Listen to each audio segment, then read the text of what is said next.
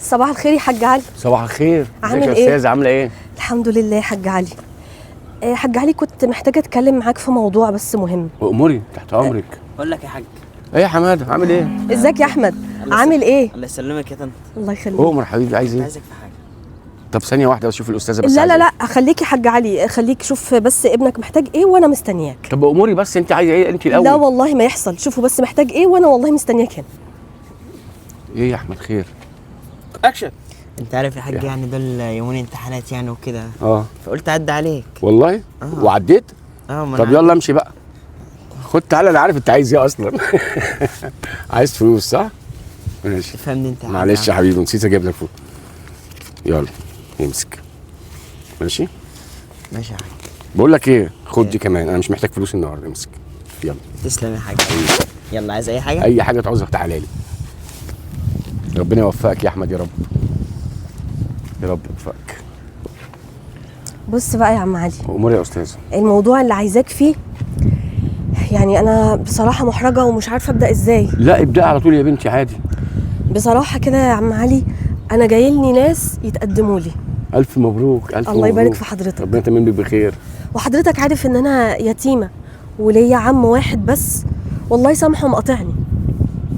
فعايزه اطلب منك طلب ومعلش، يعني حاول ان اللي انت انت تهودني عايزاه، فيه. عايز تعملي حاجه، تحركي حاجه، تنقلي حاجه، تحت امرك يا بنتي. لا لا العفو يا عم علي، انا عاوزاك بس ان انت يعني تحضر معايا الجواز.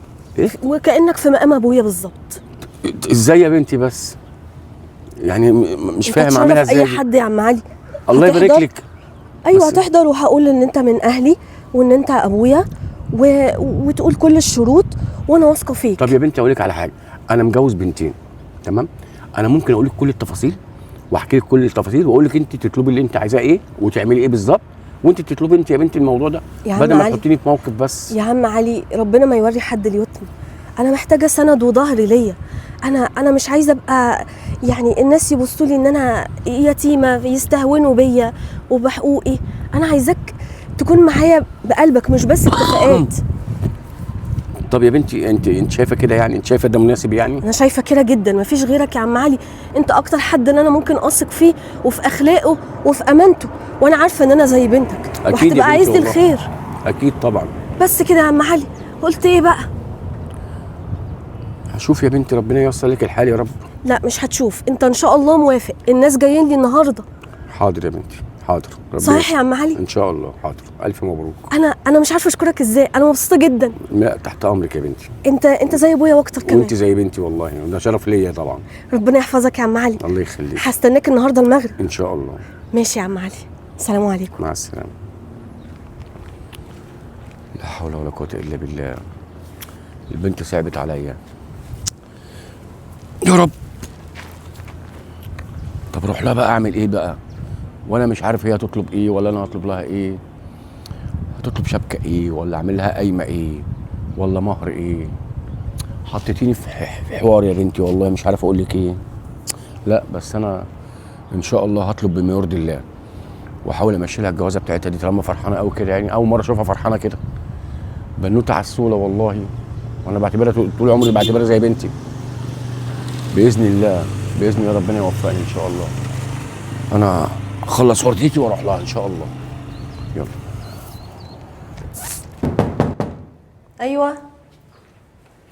ايوه السلام عليكم. وعليكم السلام ورحمه الله وبركاته.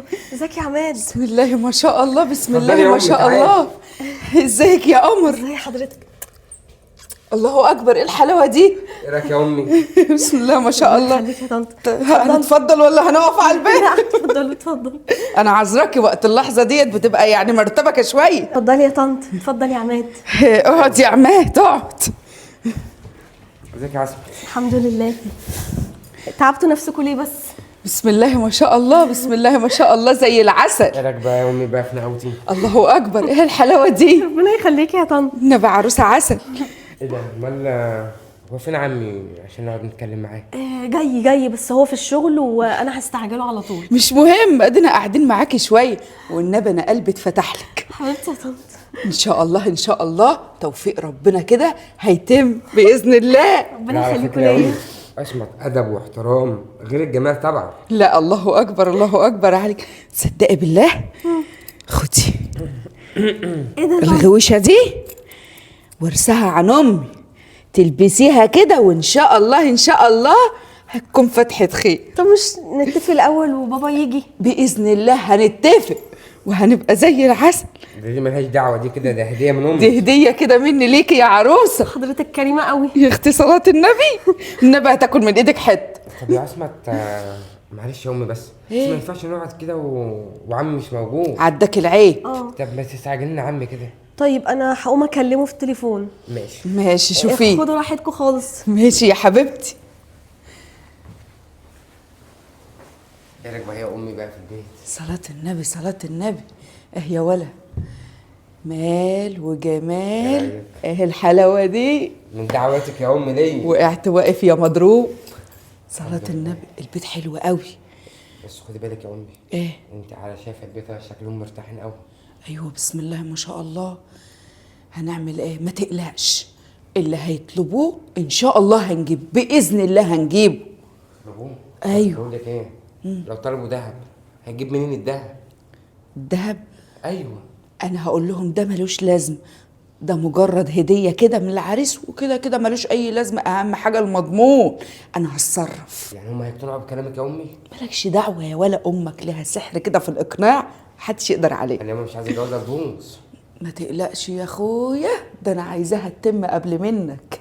ده ايه الحلاوه دي، ايه الجمال ده. صلاه النبي. بيت حلو وشرح وبرح، والنبي هوا يرد الروح.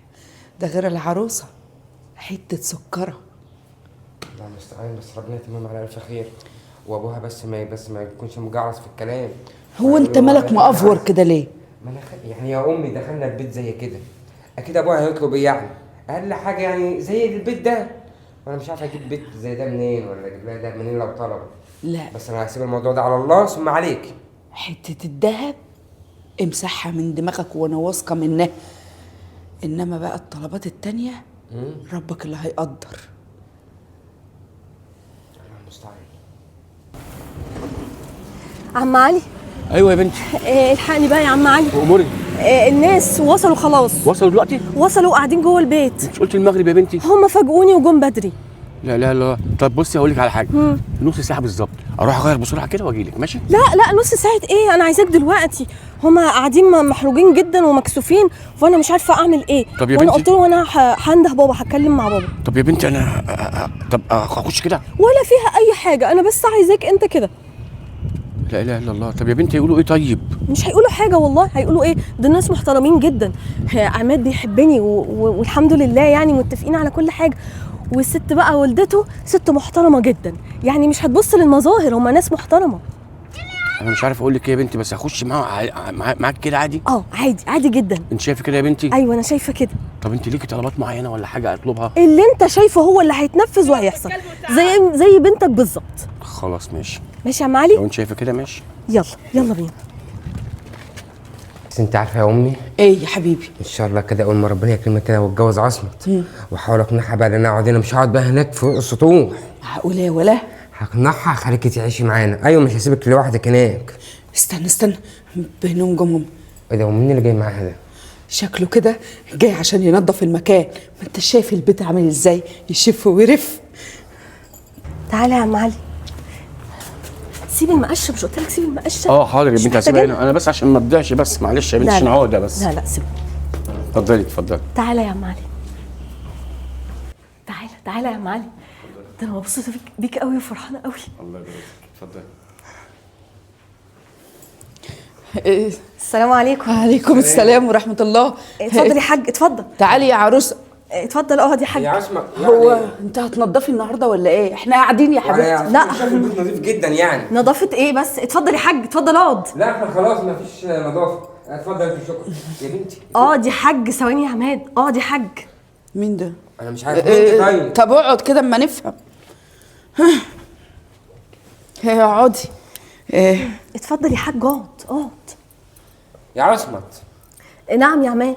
مين؟ ده الحاج. حاج ايه؟ حاج مين ابوكي؟ يعني؟ الحاج علي. يا حاجه انت فاهمه غلط، الموضوع كله حاج علي، انا عايزه افهم بس حاجه يا عماد. نعم. هو انت كنت عايزني لنفسي ولا للمظاهر وبيتي والحاجات اللي بتتكلموا فيها دي؟ الواحده يا حبيبتي ما بتحسبش بايه، بجمالها وشخصيتها. امال بايه؟ باهلها يا حبيبي. أهلها طبعا. بنسبها. أنا لما ربنا يسهل كده وكنت اتجوز، بس الحمد لله ما حصل، مش هيحصل نصيب، وكنت اخلف، يبقى جدهم ايه؟ جدهم يبقى زبال يا امي. عشان يكنس لهم ويشيل البامبرز. يلا يا حبيبي احنا قاعدين ليه؟ كفايه كده يا حاجه، كفايه يا ابني، كفايه يا بنتي كده. لا لازم يعرفوا الحقيقه. يا حاج، يا حاج استنى يا حاج، انا حقيقة ايه اكتر من اللي احنا شايفينها؟ هو في حياة اكتر من كده؟ ما يلا بقى يا حبيبي، ولا انت لسه قاعد؟ لا يا امي، يلا بينا، والحمد لله احنا عرفنا مع حياتهم. بقى انا هتجوز بنت الزبال؟ من فضلك كفايه تجريح بقى لحد كده. بجد؟ هو انت يا حبيبتي كنت جايبانا تهزقينا ولا جايبانا تتسلي بينا؟ الحمد لله اللي احنا عرفناهم، بدل ما كانت تطلع كدابه وكانت تعريني وسط الخلق. يلا يا ابني يلا. وعلى يلا. ايه طيب اللبس، وعلى ايه التفشخره بتاعتك دي لما ابوك اصلا في النهايه زبال؟ اتشرفت يا ابني بمعرفتك انتوا مش فاهمين حاجه. يا حاج. انا فهمت كل حاجه. يلا يا ابني بقى، هو احنا هنقعد نبرر؟ يلا يا امي. يا بنتي ايه اللي عملتيه ده؟ انت ليه خليتي تجيبيني اصلا؟ اديني بوظت لك الدنيا، شفتي؟ لا يعني انت خليتيني حتى اغير هدومي، ولا حتى انا يا ريتني ما كنت جيت لك اصلا. يا عم علي، يا ريت ما كنت جيت. انا مبسوطه جدا ان انت جيت، بالعكس مجيك ووجودك ومعايا اثبت لي حاجات كتير انت وشال مبسوطة لو غلابه جيت؟ من على عينيا. بوظت لك الجوازه يا بنتي؟ مبسوطه ان انا بوظت لك الجوازه؟ بالعكس انت ولا بوظت ولا حاجه، انا الحمد لله ان ربنا انقذني من الناس دي وكشفهم على حقيقتهم، انا كنت مخدوعه فيهم جدا. يا بنتي اديني بوظت لك الجوازه اهو، انا قلت لك من الاول بلاش اخش كده يا بنتي، طب على الاقل كنت سبتيني اغير. يا عم انت علي، عارفه اقول لك على حاجه؟ انا يا ريتني ما كنت جيت اصلا. ايه اللي بتقوله ده يا عم علي؟ بنتي. انا اللي اخترت وجودك بخاطري، وانا اللي طلبت منك ان انت تيجي، وانت كتر خيرك ان انت جيت اصلا ووقفت جنبي. يا بنتي الناس شكلهم كويس، وانت كنت عاوزاه وهو عاوزك. شكلهم كويس؟ دخلتي كده عليك بوظت لك الدنيا. الناس دي مش كويسه يا عم علي، لا والحمد لله ان حصل الموقف ده عشان اعرف حقيقتهم، انت لولا وجودك جنبي. لا يا بنتي انا كده حاسس ان انا خربت الدنيا، وانا كده انا غلطان اني سمعت كلامك بجد. بالعكس، ولو اتقدم لي عريس تاني برضه هطلب ان انت تحضر معايا وبنفس العفريته. يا عم علي انا عايزه حد يتقي ربنا فيا، حد ابن اصول، مش اي حد اتجوزه وخلاص. مش معقول يعني بعد اللي سابهولي ابويا ده كله اتجوز حد طمعان فيا وياخد شقاه وتعبه. ربنا يا ستي يزيدك ويكرمك ان شاء الله يا بنتي. انا مش عارف اعمل ايه بصراحه، انت كده خليتيلي دماغي باظت والله، وهبقى زعلان جدا طول النهار والله. مش عارف ده انا هشكر ربنا ان انت موجود في حياتي وان انت ظهرت في اللحظه المناسبه. كتر خيرك يا بنتي والله. بس عامه لو عوزتي اي حاجه انا تحت امرك، بس بلاش تحطيني في المواقف دي بعد اذنك. انا اتحركت لك قوي وكسفت قوي من نفسي. ما تقولش كده يا عم علي، يلا. انت اكتر من اب، وكفايه وقفتك جنبي. معلش يا بنتي، يلا السلام عليكم. وعليكم السلام ورحمه الله وبركاته. انا اسف يا بنتي من اللي حصل، بس انا زعلان عليكي قوي، يا ريتني ما جيت. لا حول ولا قوه الا بالله، لا حول ولا قوه الا بالله. كان زمانك معايا يا ابويا، كان زمانك معايا يا امي، سبتوني لوحدي، الدنيا تلطم فيا. يا ترى هيجرالي ايه تاني؟ ولولا وجود الراجل الطيب ده جنبي كان هيجرالي ايه؟ كان زماني وقعت فريسه ليهم. الحمد لله يا رب ان انت نجدتني في اللحظه المناسبه، والراجل ده جميله فوق راسي، مش هنساهوله طول العمر ابدا. لا اله الا الله، انا ماليش نفسي لا اشتغل ولا اعمل اي حاجه، بوظت البت الجوازه بس هو انا مالي يا جدعان؟ ما انا بني ادم زي كل البني ادمين. لا حول ولا قوه الا بالله. انا كنت في حالي، ما ريتني ما كنت دخلت، كانت هي اتصرفت في اي حد تاني وخلاص.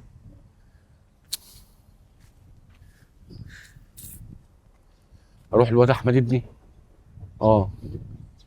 يخلص بس واروح له واشوف، هقول له احكي له الموضوع، هو يقول لي يفيدني، يقول لي رايه ايه.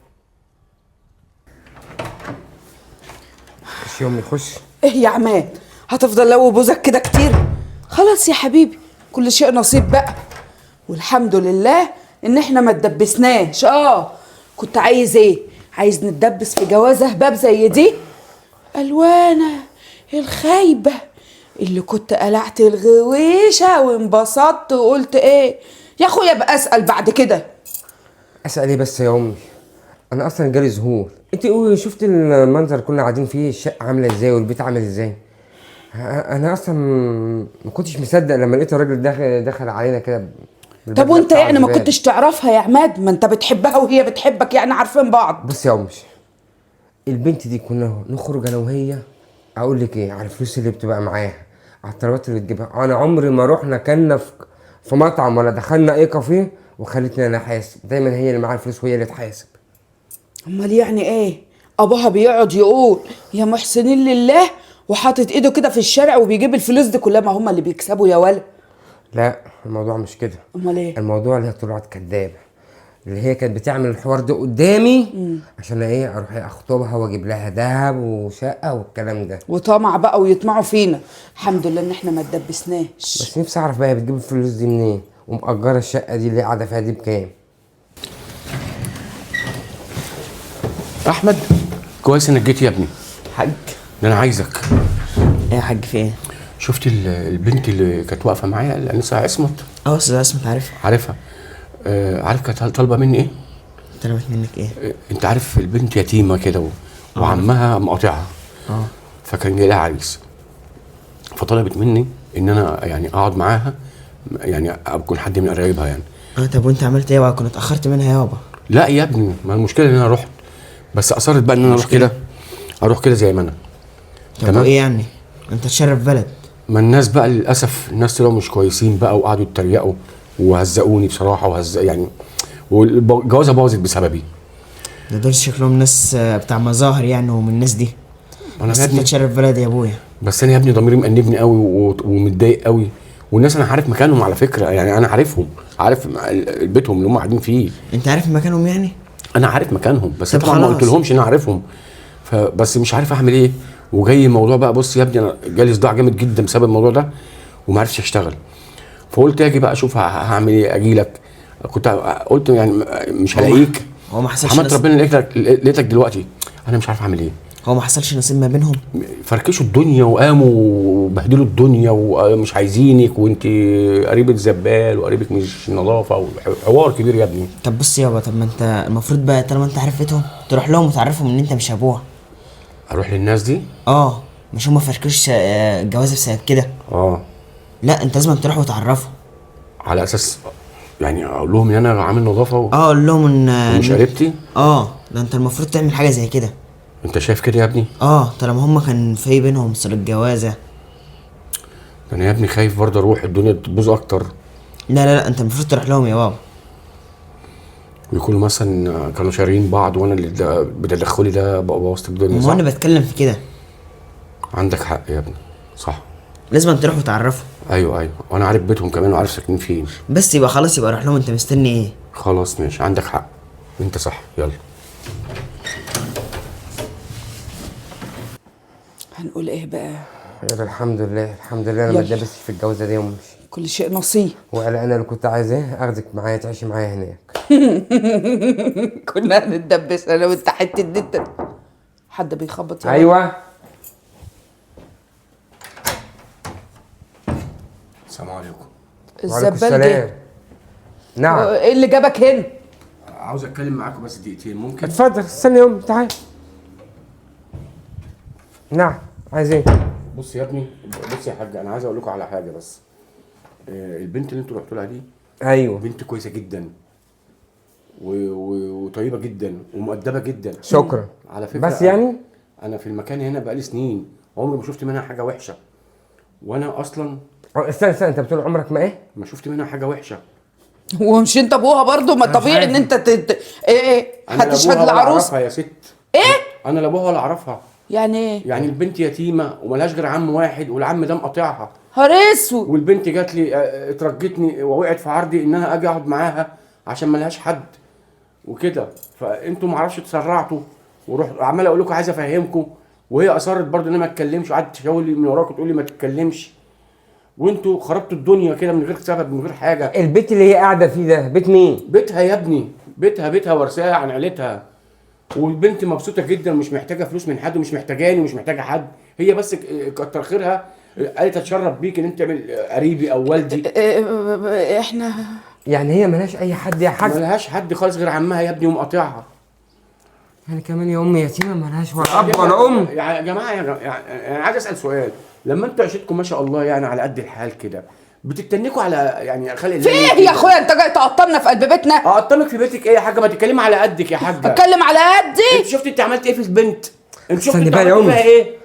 انتوا بهدلتوها خالص وانتوا على قد حالكم، يعني مش شايف يعني يا ما هنا يا ما هناك يعني. وانت ايه دخلك في الحوار؟ يا ستي مش داخل، ست استني بقى يا صدرتني امي. خلاص بقى صدرتني. خلاص بقى يا عم الحاج، خلاص. خلاص ايه يا ابني؟ يا اخي انت خربت بوظت، الدنيا. انت اللي بوظت الدنيا يا عم، انت ما كنت لازم تيجي. ايه اللي جابك بس؟ لا والله، يعني هي مجيتي اللي بوظت لكم الدنيا؟ طبعا. لا والله، انتوا واضح كده ان انتوا الناس طماعه اصلا. طماعين؟ بمنظركم ده انتوا كنتوا داخلين على طمع، لما لقيتوا بقى الحال على قد وبتاع وراجل غلبان وبتاع، رحتوا ما صدقتوا. هو ايه اللي انت بتقوله مدينا ده؟ على دماغها وتخلعيها على الغويشه اللي مديها لها بعد ما تبيني كرمك، تبيني على حقيقتك في ثانيه كده.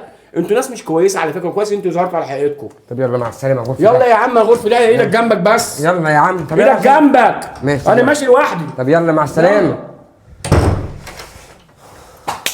ايه دي المصيبه اللي انا فيها؟ يعني ايه يا امي؟ يا دي النحس، يا دي النحس والفقر اللي حل علينا. يعني احنا اتسرعنا في الحوار ده؟ يعني احنا لو كنا ربنا هدانا كده 5 دقايق وكنا عرفنا ان الراجل ده اصلا ما يقربلهاش وهي صاحبه البيت وهي فعلا معاها فلوس زي ما كانت بتطلع وتحاسب، وبعدين هنرجع لها تاني؟ هنرجع لها بعين ايه بقى؟ نقول لها ايه؟ كنا فاهمين غلط؟ احنا اسفين. انا بص، بيني وبينك الموضوع ده في ايدك انت. ازاي؟ ايوه، انت بتحبها وهي بتحبك. يعني لو قابلتها وقلت لها انا فهمت غلط، امي بس اتسرعت، ده انا لو روحت معاها عشان افهمها بالراحه، لكن انا ما اقدرش استغنى عنك حتى لو هسيب امي يا ولا، حتى لو هسيب امي دلوقتي وانا معاك يا عصمت في اي حاجه. انا بس مشيت عشان خاطر انت عارفه غضب الوالدين واللي وكلمتين من دول تميل دماغها تاني. ده بيقول لك يتيم، يعني هي اللي واكله كله في حجرها. انت بتفتكري ان الموضوع ده هيخش على عصمت بعد اللي احنا عملناه معاها، بعد انا ما غلطت فيها هناك في بيتهم؟ تفتكري هي ممكن ترجع تاني؟ عصمت مش صغيره اللي ممكن اضحك عليها بكلمتين يا امي. والله سيبها لله، ان شاء الله هتوافق. طب بس انت جرب ومش هتخسر حاجه. كلمها وقابلها بره، ما تروح لهاش البيت. يلا. حاضر. احنا كنا فين والمصيبه دي فين يا ربي؟ ما كنت خلاص قلعتها الغويشه. كان لازم تستربعي يا وفاء، كان لازم تستربعي وتقلعها الغويشه تاني وتقولي لها ما تستاهلهاش وتتكلمي كل ده. ما تقفلي بقك واسكتي خلاص. انت يا اخت الفقر يا اخت، ما هو واكلك. انت يعني عايشه في ايه؟ في سرايا؟ لا اله الا الله على الناس، يعني ناس حالتهم على قد حالهم ومتواضعين بيتعملوا كده ويتنكوا ويتشالوا ويتحطوا على البنت. ده أنا على كده الحمد لله بقى، ده انا احسن منهم. الحمد لله يا رب ان انا رحت وكشفتهم. الناس دي ناس طماعه. انا كده لازم اروح اقول له يا اسمه تعرفها كل حاجه.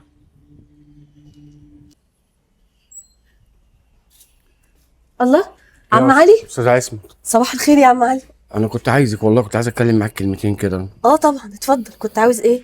بصراحه يا بنتي هو حصل حاجه كده، فانا يعني من ساعه الموقف ده فاضطريت ان انا اتصرف في حاجه، يعني اعمل موقف كده عشان اعرف اصلح الموضوع ماله بس الموقف يا عم علي؟ ما انا مش هنعرف. عايز اتكلم معاكي بس شويه ممكن؟ يا عم علي ده عريس والله يسهل له، طلع مش كويس والحمد لله ربنا كشفه على حقيقته. تمام. انت زعلان ليه بقى؟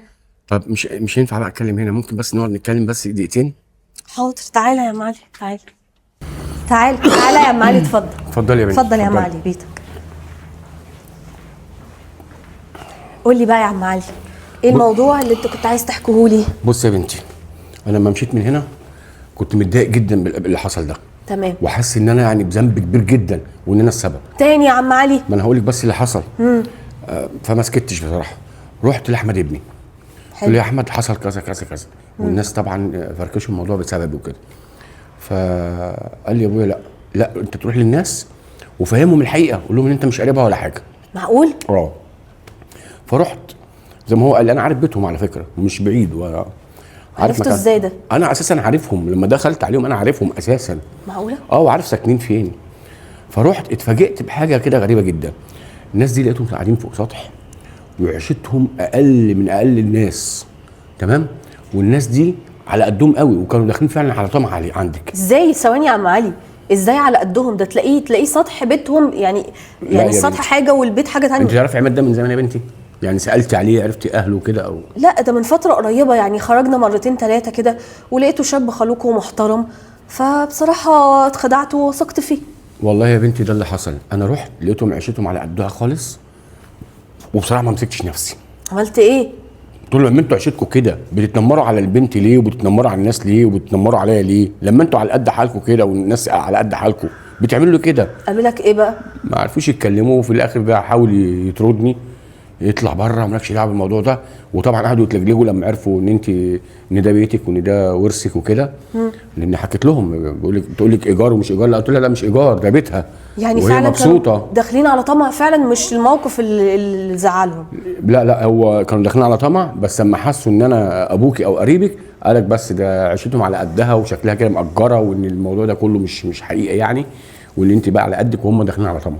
فبصراحه ربنا ما مسكتش نفسي معاهم، اديتهم بما فيه الكفايه، وقلت برضو ايه اجي اقول لك. انا مش عارفه اشكرك ازاي يا عم علي، انت فعلا والله فعلا ربنا بعتك ليا. انت زي ما تكون ابويا بالظبط، ورحت تسال على الناس اللي اذوني وعايز كمان تاخد حقي منهم. أنا مش عارفه اشكرك ازاي بجد. انت عارفه اقول لك على العماره بتاعتهم لو انت عايزه تعرفي مكانهم؟ عارفه عماره الحاج اشرف جمال؟ ايوه عارفاه. الحاج اشرف ده هو ده صاحب العماره، هم بقى في الاوضه اللي فوق السطح. حلو، انا هروح لهم يا عم علي. بس تمام خلاص اجي معاكي. بس هقول لك على حاجه. قولي. مش عايزاك تبين لاي حد ان انت اديتني خبر ولا ان انت رحت لهم من الاساس. يعني ما اجيش معاكي؟ لا خلاص يا بنتي ماشي براحتك. سيبني بقى وانا هعرف اتكلم معاهم كويس. خلاص ماشي يلا. بس عايزه حاجه؟ شكرا يا عم علي. السلام عليكم. متشكره جدا ليك يا عم علي. الراجل ده انا مش عارفه اشكره ازاي، ده زي ما يكون ابويا ورايح ياخد لي حقي.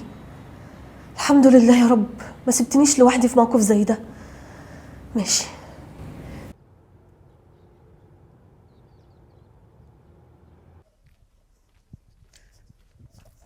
ايه ده عصمت؟ عماد، ازيك يا عماد؟ ازيك يا عصمت؟ كده يا عصمت انا زعلان منك يا عصمت. ليه يا عماد زعلان ليه؟ ليه تعملي كده؟ ليه تجيبي الراجل بتاع النظافه ده تخليه قاعد معانا؟ على فكره انا عارف لو مش ابوك، بس انا زعلت قوي. ازاي يعني تجيب الراجل ده يقعد في وسطينا وامي كده تزعل؟ ايه انت مش واثقه فيا ولا ايه؟ ولا انت بتقلي مننا؟ لا العفو، بس هو انت هيفرق معاك ايه يا عماد اذا كان ابويا عامل نظافه ولا ابويا راجل شغال حاجه تانية؟ يا عصمت يا عصمت ما انا عارف ان هو مش ابوكي، بس انا اتفاجئت اصلا لما لقيت الراجل ده دخل علينا وانت قاعده معانا. برضه معلش برضه ما ينفعش. بقول لك امي زعلت. وانت عرفت منين ان هو مش ابويا؟ لا ما انا عارف من الاول. على العموم يعني يا عماد انا كنت بحسبك بتحبني لنفسي، مش لفلوسي ولا لجاه ولا حتى لابويا. طبعا يا عصمت انا بحبك طبعا لنفسك، بس اللي حصل ده بس يعني ضايقني قوي. خليني حسيت ان انا الا لما انت تجيبي لي عامل النظافه يقعد معايا. ليه؟ وانت مش واثقه فيا يا عصمت؟ على العموم حصل خير يا عماد، انت هنا ليه؟ انا هنا ليه؟ بس في ناس هنا مساكين يعني محتاجين المساعده فبروح اساعدهم يعني وكده. ناس هنا مساكين؟ ايوه.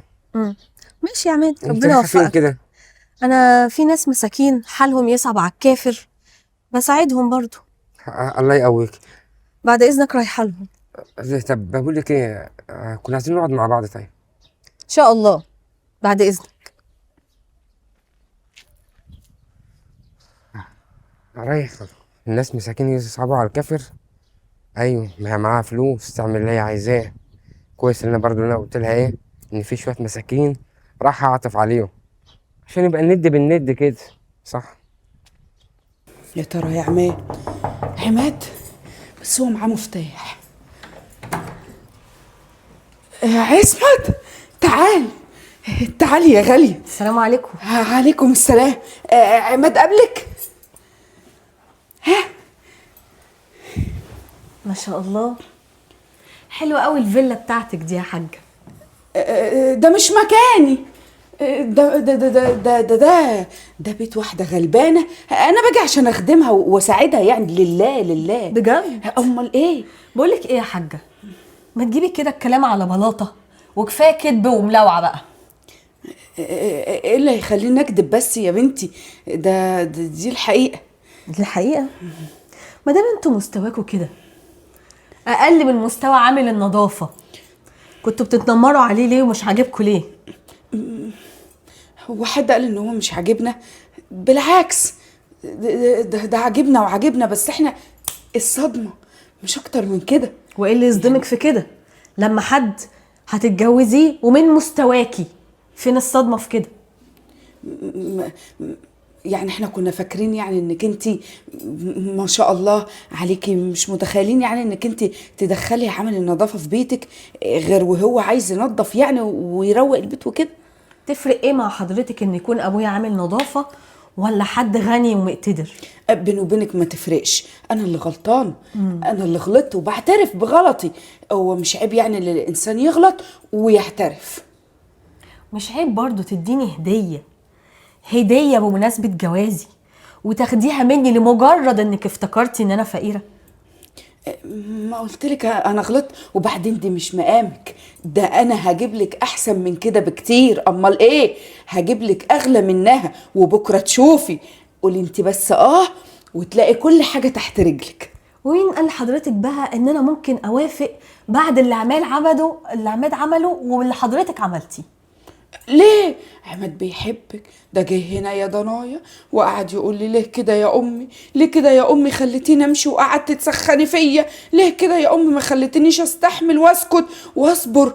عصمت يا امي غاليه عندي، عصمت انا بحبها واحنا عارفين بعض وهي محترمه ومؤدبه وبنت ناس، وفضل يشكر فيك قد كده. بقى لكن كده انا يا اختي، انا اللي لساني فالت، انا اللي غلطان.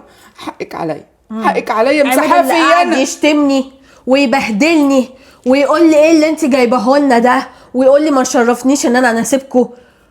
كل اللي جواه والحقيقه بتاعته طلعت. لا انت عارفه هقول لك على حاجه، انا لو كان جالي دغري وجالي عدل وقال لي انا فقير، ولا حضرتك جيتي وقلتي لي انا امكانيات ابني كده، والله كنت اتجوزه واعيش معاه كمان هنا، مش بس في بيتي. لكن الحقيقه ان انتوا خدعتوني، ان انتوا كدابين. لا يا بنتي، مش قصة كدب. لما تجملي الحقائق اللي حواليكي ما بيبقاش اسمها كدب، يعني اسمها انك انت بتزوقي يعني الكلام. بتزوقي؟ وبعد ما عرفتي وعماد قالك ان انا يتيمه وان انا استعنت بالراجل الطيب ده علشان بس يبقى سند وظهر، هان عليكي؟ ما هو انا ما كنتش اعرف انك انت يتيمه يا قلب امك. اول ما عرفت قلت له اوعى تسيبها، انا هحق لها نفسي وهقول لها انا اسفه وحقك عليا. ده انت بنتي، ده انت غاليه عندي زيك، ده انت اغلى من عماد كمان. لو كان عندك فعلا بنت كنت رضيتي ان يتعمل فيها موقف زي ده، انها تتهان مش لاخلاقها ولا لسلوكها ولا لاي حاجه تعيبها وتعيب شرفها، لا، علشان بس فقيره ومعهاش، على اعتقاد انك كنت فاكراني فقيره وبنت عامل النظافه، كنت ترضي وانت عارفه ان مستواكي اصلا كده، رضيتيها لي؟ لا يا حبيبتي، ما هو انا بقول لك انا بعتذر، حقك عليا، اعتبريني زي والدتك وغلطت.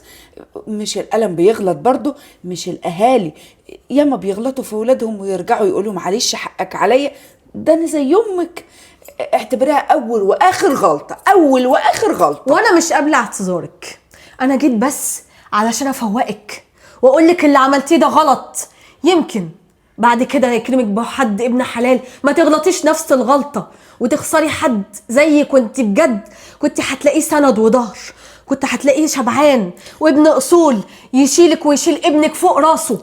بقولك كنت رغم الفلوس اللي معايا دي كلها كنت هشيلكوا فوق راسي، كنت هعتبركوا اهلي وعوض ربنا ليا على اليتم اللي انا شفته، كنت هاجي واخدمك في بيتك. لكن انت خسرتي جامد قوي. طب انا اللي خسرت، عماد بقى ذنبه ايه وقلبك انت ذنبه ايه؟ ليه يا حبيبتي تتوجعوا بسبب غلطة كبير؟ انا غلطت، بعدوني عنكم يا ستي، بعدوني عنكم، مع اني والله هتوجع وهعيط ليل ونهار، بس عماد هيفضل يلوم نفسه ويفضل متألم ليل ونهار ومش هيعرف يعيش من غيرك. ده بيحبك قوي، بيحبك قوي، والمثل بيقولك خد اللي يحبك وما تاخدش اللي تحبه. عماد ما بيحبنيش، عماد كان بيحب فلوسي وكان بيحب ابويا وبيحب المستوى اللي كنت عايشه فيه والبيت والفيلا، واول ما عرف الحقيقه طار وقعد يبهدل فيا قدامك. عماد للاسف تربيه حضرتك اللي ما عرفتيش تربيه. ليه كده بقى الغلط؟ ليه كده الغلط يا ده قلبي؟ هو ده عين الصح.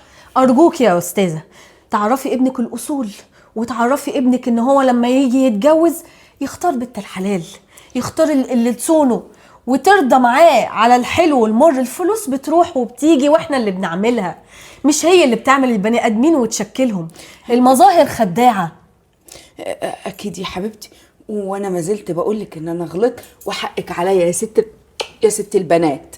اهو اديني بوست على راسك، ومش عيب، مش عيب ان الكبير يعتذر، لا، اهم حاجه يعرف غلط.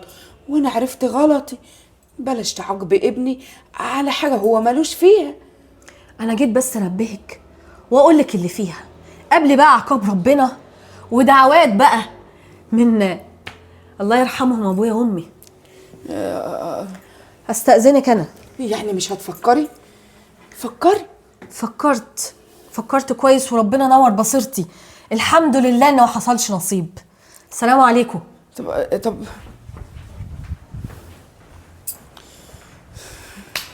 جايه تبكتي فيا ليل ونهار وعماله تشيلي وتحط فيا. طب وانا كنت اعمل ايه؟ انا عارفه ان انا غلطانه. الحمد لله ان هي جت قبل ما اقلع العبايه واديها لصاحبتها. الحمد لله لقتني بنفس الشكل كده ونفس الحلاوه. كده عصمت، انت بتعملي ايه هنا؟ زي ما قلت لك كنت عند الناس الغلابه المساكين اللي حالهم يصعب على الكافر. عايزه اقول لك على حاجه بس يا عماد، عامل النظافه اللي مش عاجبك ده عنده ابنه بيدرس في هندسه، يعني بس بمجرد شهاده هياخدها هيبقى من كبار الناس ويتقال عليه باش مهندس وكل الحاجات بقى اللي انت عارفها اللي في الاخر دي. بس ساعة بقى لما هيجي يخطب واحده مش هيكدب عليها، مش هيخدعها، مش هيبص لفلوسها، لانه شبعان وابن ناس وابن اصول. مش كل الناس اللي فقراء ولا ما حيلتهاش فلوس بيبقوا كده زي ما انت عملت انت والست والدتك. في ناس شبعانه، في ناس متربيه. مالك؟ لا مفيش، انت عندك حق. عايزه اقول لك بس ان انا عرفت كل حاجه، وعرفت ان عم علي هو اللي جالك هنا وهو اللي قالك الحقيقه. وطبعا انت ندمان دلوقتي، انت والست الوالده اللي بتقدم كل الشكر وكل الاعتزاز وكل الاعتذارات عشان ترجع الميه لمجاريها تاني. بس للاسف لولا عم علي عامل النظافه انا ما كنتش عرفت حقيقتك. معلش يا عصمت، الواحد برضو في الدنيا دي ما بتعلمش ببلاش.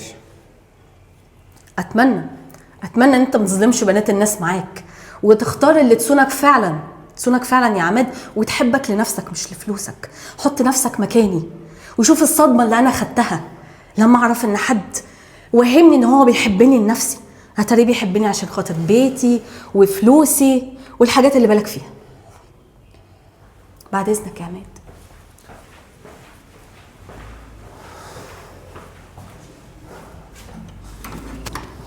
النبي كان عندها حق. عماد. ايوه عماد يا امي. مالك يا اخويا؟ في ايه؟ في ايه؟ ما انا طالع لقيت عصمت في وشي. شفتها؟ شفتها. جت وبكتتني وفضلت تقول وتعيد وتزيد. بس انت عارف كل حرف قالته كان صح 100%. مفيش ولا كلمة غلط يا ابني.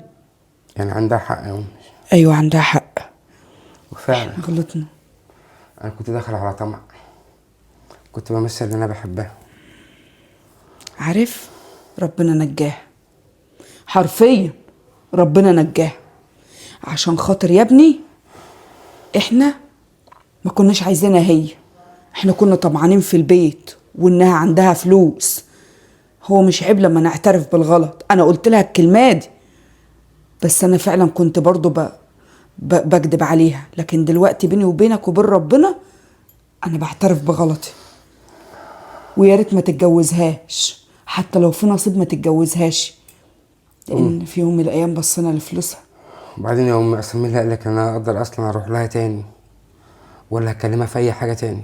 ما خلاص اللي حصل حصل. انا بتمنى من ربنا ومن قلبي، من قلبي بجد، ان ربنا يوعدها بابن الحلال اللي يهنيها ويسعدها وياخدها عشان شخصها، مش عشان اي حاجه تانية. تعرف يا امي المشكله في ايه كمان؟ ايه يا ابني؟ ان انا طلعت قدام عيل صغير قوي، حد ناقص، حد جعان، كنتش ناوي اصونها. كان اهم حاجه عندي الفلوس، ان اتجوزها واتنقل نقله بعيد عن العيشه اللي انا فيها دي، لكن للاسف. تعرف ان انت لا ناقص ولا جعان؟ قول لي ايه السبب، قول لي ياما ايه السبب. ايه السبب؟ اقول لك يعني امك، الناقص والجعان اللي بجد عمره ما بيندم، بيفضل يدور على فريسته لغايه لما بياخد اللي هو عاوزه. لكن من اول يا ابني خبطه احنا فوقنا وعرفنا غلطنا واعترفنا بيه، ومن قلبنا بنتمنى ان ربنا يوعدها بابن الحلال اللي يهنيها ويسعدها. لكن احنا مش وحشين، احنا غلطنا، غلطنا، لكن من جوانا مش وحشين يا عماد. قدر الله ما شاء فعل، والحمد لله اللي هي نجدت بعيد عن ايدينا. من عارف كنا هنعمل فيها ايه. الله اعلى واعلم بقى، والحمد لله برضو ربنا عالم. احنا ما ارتكبناش ذنب ولا كملنا فيه. بالظبط كده، هو ده اللي انا عايزه اقوله لك. ربنا عالم برضو باللي جوانا، الحمد لله. ان كنا طمعنا شويه فده من الانسان بطبعه اصلا طماع. بس انت عارفه انا بجد خسرت انسانه كانت بتحبني. وانا خسرت بنت حنينه وجدعه بجد، تحس ان هي كده ب100 راجل واقفه معاك. بنت اصول يا امي. احنا هنفضل بقى نندب حظنا؟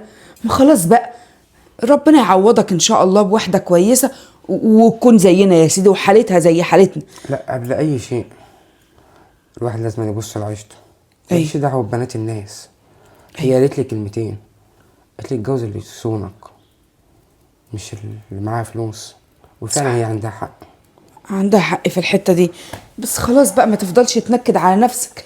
اللي حصل والحمد لله يا عم، لا خدنا ولا ادينا، خلاص كل شيء نصيب بقى.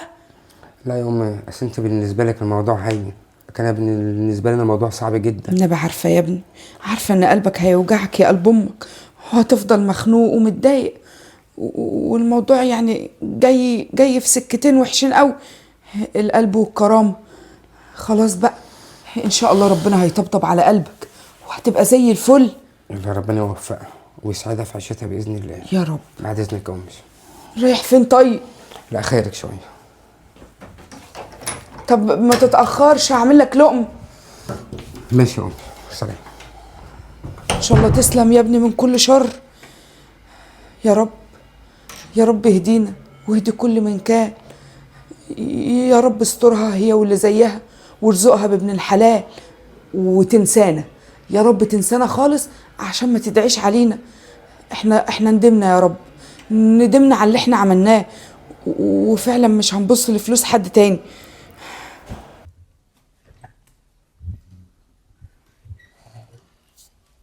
احمد بابا الحمد لله على السلامة. الله يسلمك. عملت زي ما قلت لي بالظبط. طب احكي لي ايه اللي حصل؟ ورحت للناس اه عشان احكي لهم بقى الظروف وكده، ان البنت استعانت بيا وكده. طب وايه اللي حصل معاه؟ ما لقيت الناس غلبه جدا، واوضه فوق سطح وتعبانين وعفش كده اي كلام. طب طالما هم غلابه كده وغلبانين، ايه اللي خلاهم يعملوا معاك حاجه زي ما انا كده؟ بقى اتجننت يا ابني، ورحت بقى متشعوذ عليهم بقى، وانتوا غلابه وكده وبتنمروا عليها ايه، وبنت كويس. اهم سؤال سالوه ايه، هي ده بيتها ولا مش بيتها؟ قلت لهم لا ده بيتها بقى، يعني زودتها اكتر، قلت لهم ده بيتها وغنيه ومبسوطه ووارثه وكده، وانتوا ناس ما تستاهلوش، وانتوا ناس طماعه. ورحت راصص لهم بقى. دول كانوا داخلين عليها على طمع. صح، قلت لك كلامك صح. وبعدين يا ابني بقى رحت رايح ايه للاستاذه عصمت، حكيت لها كل اللي شفته بالظبط، بص بقى يا ابني، عايز اقول لك على حاجه. انت ان شاء الله السنه الجايه هتبقى اخر سنه في البكالوريوس، ان شاء الله. وهتبقى مهندس كده، تبقى إن شاء واتشرف بيك في الله. كل حته. ان شاء الله يا رب. مش عايز بقى يا ابني منك ان انت تتكبر على حد، ولا تاخد الناس بالمظاهر. دي نصيحتي ليك. ربنا يا ابني ما بيفضلش حد على حد الا بالتقوى. فانا عاوزك يا ابني تتعامل كده مع الناس، تتعامل مع الناس بجوهرهم، ما تتعاملش بمظهرهم. انا راجل بسيط اهو ماشي، ومخرج مهندس قد الدنيا. تسلم يا عم. ودي فرحتي يا ابني بالدنيا. يعني بص، يعني حتى اوضتك احلى من اوضتي. يعني اعمل لك اوضه عشان تبقى ايه، اوضه مهندس ليه بمهندس، واخد بالك؟ عشان انا عايزك يا ابني ابقى فخور بيك. وعمري ما خدت بحد يا ابني بمظهره، عمري.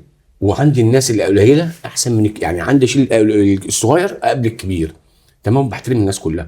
عايزك كده يا ابني تتعامل مع الناس بحب كده، وما تعملش مع حد بمظهره. اه اديك شفت الموقف اللي الواحد اتحط فيه، موقف بايخ مش ليا على فكره، ده بايخ للي عملوا كده. يعني الناس دي سقطوا من نظر الناس، وسقطوا من نظر عصمت، ومن نظري، وبانوا ان هم طماعين. تمام. فاللي جواه وحش يا ابني بيظهر عليه. فانا مش عايز يا ابني يبقى جواك وحش لحد. خلاص. لا يابا، انا مش فيها الطبع ده خالص، وانت عارف بحاجه زي كده. اكيد يا ابني، ربنا يوفقك يا رب ويفرحني بيك بقى. انت ايه، مش ناوي تبص تشوف عروسه بقى ولا ايه، وافرح بيك؟ ان شاء الله بقى لما اطلع مهندس. ان شاء الله. ان شاء الله. وعلى ادخل فكرة، انا كده بقى اذاكر. طب خد الخبر ده عندك، ايه. انا محوش قرشين كده عشان جوازك. تخش تذاكر يا انت وتفضل واقف. يا رب، يا رب يوفقك يا احمد يا ابني، يا رب تطلع مهندس قد الدنيا. يا رب فرحني بيه يا رب النبي. شوف عروسه حلوه كده، وتكون بنت ناس كده كويسين، ما ياخدوش حد بالمظاهر برضه.